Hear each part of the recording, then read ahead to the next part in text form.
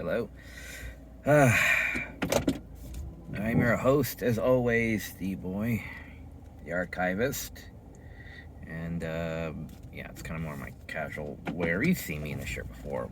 But, I'm just going to go pick up my paycheck from my job, go to the bank, deposit it, go get some gas, put on my seatbelt, those ordinary mundane things. Yeah, I put my short legs, one leg at a time. So I get dressed, same as the rest of you. Anyway, so so what inspired me to put on this little video on the way to this mundane thing? Well, I saw Ninja: The Mission Force last night. After a 13-hour workday, I still couldn't sleep for another 3 hours after getting home. I think I didn't fall asleep until about 3. I woke up around 10, so it's a fairly decent night's sleep-ish. Anyway, point being, I got a little bit of ninja on the brain, and it reminded me of this ninja movie. It was a pretty good movie, if I remember correctly, and I remember seeing it the one time, I believe. Anyway, once, maybe twice, something like that. But anyway, much like Debate Your Life, it sticks with you. So it starts off with this ninja doing ninja stuff. He gets caught by the, I believe at the time, LAPD, or the local cops, basically.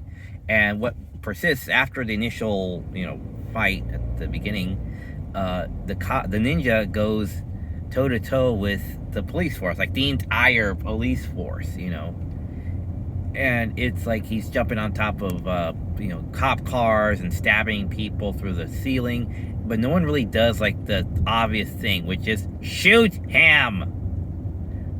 And eventually they do. They actually get in a crowd, and then they finally shoot him to death, and he's there like RoboCop, just going and then he does the smoke bomb, flash bomb, ninja vanish in broad daylight, in the middle of the day, in the middle of a field, surrounded by 20 cops that just got done emptying their clips into his body.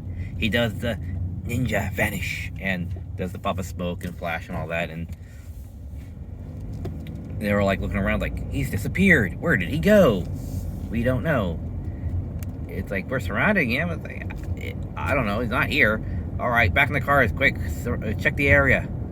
So all the cars peel off, and then after a moment, you see movement under the ground, and the ninja pops up like something out of the Night of the Living Dead.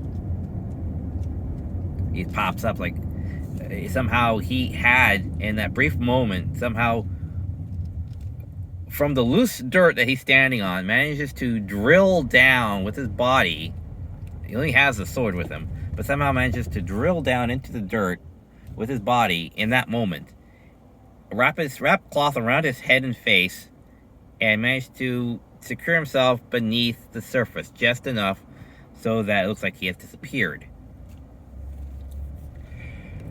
How he managed to do that, I don't know. But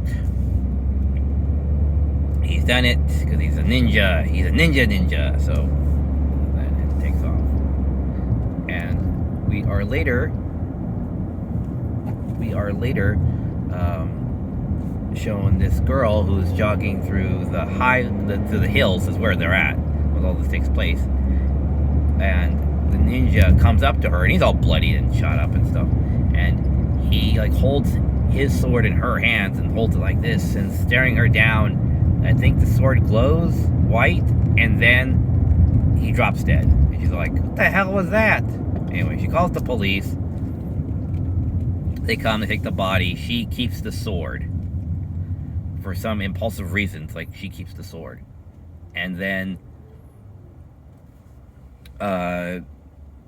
she at times somehow gets possessed by the ninja at night, goes out and I believe kills the off-duty officers that killed him at the beginning of the film. So this reminds me of The Revenge of the Ninja, because this guy possesses this girl's body. This 5'2" or 5'5" blonde bombshell who's an athletic person, because remember, it was the late 80s, early 90s. So she has like knee high, she has like knee socks or leg socks or leggings or whatever, you know.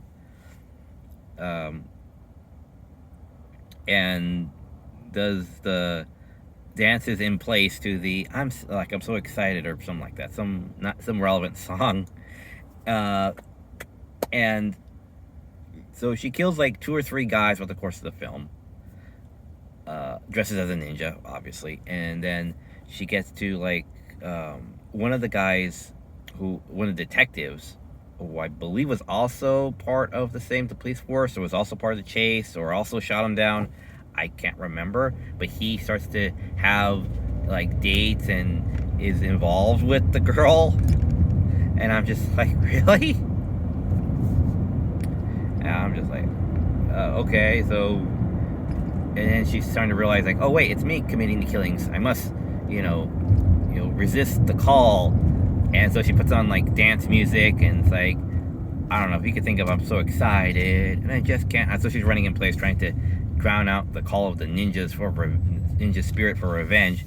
And of course, the ninja sword comes out of the closet, this blade glowing white, goes over and destroys the sound system, and then flies into her hand, and then she becomes the ninja once again. The guy chases her to, I swear to God, like the morgue or something like that, where the body's being kept. The ninja body, the dead ninja body.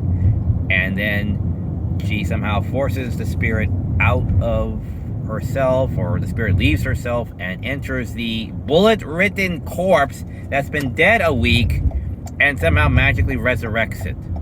So maybe this is resurrection of the ninja. I don't know. But that's what happens. Then the ninja comes back to life, and then they fight it, and I think they have to break the sword in order to kill it or something. I don't know. But that's all I remember, really. But I remember it ending happily ever after, and they go on the date and get married and stuff like that. It was a really good action flick. Nothing about it felt cheap, you know. I know it wasn't made with a whole lot of money, but what they had, they did reasonably well. And there was a couple of ninja films like that too. There was even yes, there was one more, another ninja movie about these ninjas. This is one of the first ninjas I came across. Was search for this flower. It's supposed to be the flower that would bring you immortality. So this band of ninjas are chasing this scientist who found this flower in the snow or something like that. And they somehow, and of course it's in LA, and they find out where they're at, and they try to get it, and every time they screw up one of their assassination missions, they have to kill themselves. Now, when I was told that, I thought they were so not highly skilled, but every time they try to do a complex move, they end up accidentally killing themselves. Because no, they did it on purpose. I was like, oh, I thought they were like, one false move, like they couldn't quite master like the finest art to it. So if they messed up, like got one thing wrong, they accidentally killed themselves because their knife is like so close to their stomach, and they're trying to do such acrobatic stuff with it. I thought. Of course, I was 5 at the time, so whatever. But or 6 at the time, 5 or 6 at the time. So my concepts were not very well formed. But anyway, at the end, the bad guy gets his face smashed in. It's hilarious. He's there. He's all like, his eyes like, something out of Punisher, where he gets his face smashed in, and then he blindly eats the flowers, and then kills over and dies. He says, yeah, that's not the flower. The flower's over here in the freezer in this little tube thing to keep it fresh. I was like, oh, okay. So that was the last head guy, and then he dies, and then that's it. It was a pretty good ninja film. Did I ever find the titles of these two? Or someone can tell me who these titles belong to for these films? That'd be much appreciated. Yeah, trying to look up on Google, try to find movies is horrendous, because there's like a bajillion films with that same premise or same theme, so it makes it ridiculously difficult to find. But I have found a lot, and there's still a few more still left in the old dock, and that still have no titles to them, so if anyone else can help. Alrighty, I don't know what to really name this video. I'll call it Ninja something, or maybe Ninja. Who knows? Anyway, I'm here, so I'm gonna go pick up my paycheck. See y'all later. I'm gonna try and clean up the last bit of my room. I'll start a live stream on that when I get there, when that all starts. All right, take care. Bye.